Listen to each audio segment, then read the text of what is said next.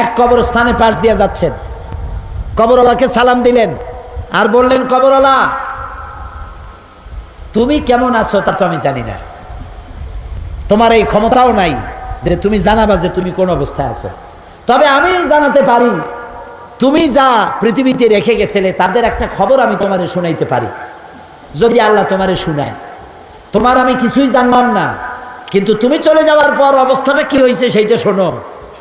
তুমি যে পৃথিবীতে জায়গা জমি বাড়ি ঘর রেখে গেছিলা সব বিলি বন্টন হয়ে গেছে, একটা টুকরাও তোমার জন্য নাই।